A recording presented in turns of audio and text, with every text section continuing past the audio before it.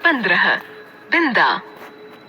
लेखिका महादेवी वर्मा की बाल सखी बिंदा अपनी परिस्थितियों से समझौता कर विमाता के अत्याचार सहती हुई जीवन के दिन बिता रही थी। यह बिंदा के जीवन की ऐसी विवशता थी जिसने उससे बचपन के सुखद दिन छीनकर उसे नई अम्मा की सेविका बना दिया था। इस पाठ में बिंदा की करुण कहानी पढ़कर हम सामाजिक विषमताओं को दूर करने का संकल्प करें।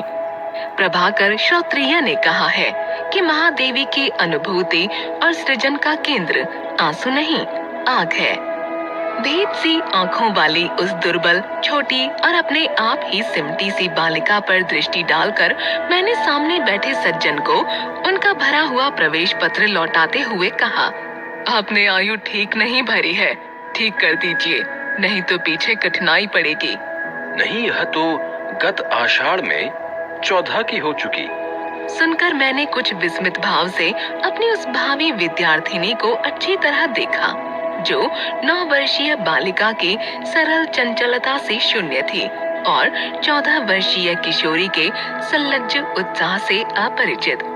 उसकी माता के संबंध में मेरी जिज्ञासा स्वगत न रहकर स्पष्ट प्रश्न ही बन गई होगी, क्योंकि दूसरी ओर से कुछ कुंठित उत्तर मिला।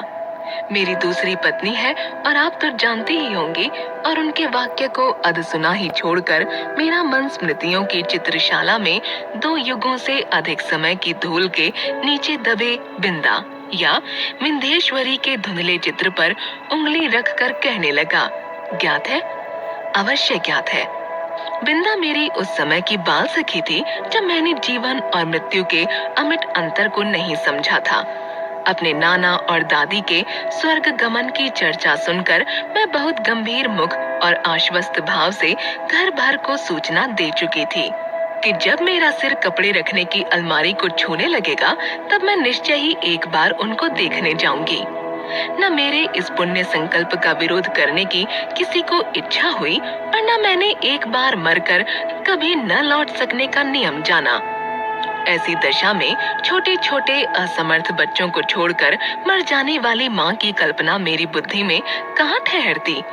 मेरा संसार का अनुभव भी बहुत संक्षिप्त सा था।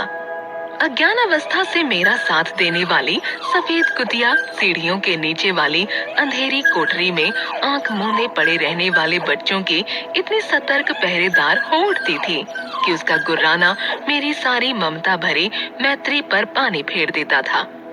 भूरी पूसी भी अपने चूहे जैसे निसहाय बच्चों को तीखे पहने दांतों में ऐसी कोमलता से दबाकर कभी लाती, कभी ले जाती थी कि उनको कहीं एक दांत भी न चुभ पाता था। ऊपर की छत के कोने पर कबूतरों का और बड़ी तस्वीर के पीछे गौरैया का जो भी घोंसला था, उसमें खुली हुई छोटी छोटी चोंचों और उनमें सावधानी से भरे जाते दानों और कीड़े मकोड़ों को भी मैं अनेक बार देख चुकी थी।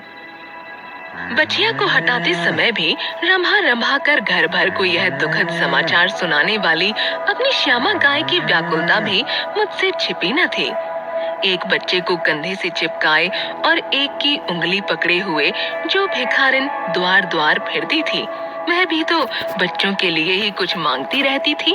अतः मैंने निश्चित रूप से समझ लिया था कि संसार का सारा कारोबार बच्चों को खिलाने पिलाने सुलाने आदि के लिए ही हो रहा है, और इस महत्वपूर्ण कर्तव्य में भूल न होने देने का काम माँ नामधारी जीवों को सौंपा गया है। और बिंदा के भी तो माँ थी, जिन्हें हम पंडिताइन चाची और बिंदा नई अम्मा कहती थी। मैं अपनी गोरी मोटी देह को रंगीन साड़ी से सजे कसे चारपाई पर बैठकर फूले गाल और चिपटी सी नाक के दोनों ओर नीले कांच के बटन सी चमकती हुई आंखों से मोहन को तेल मलती रहती थी।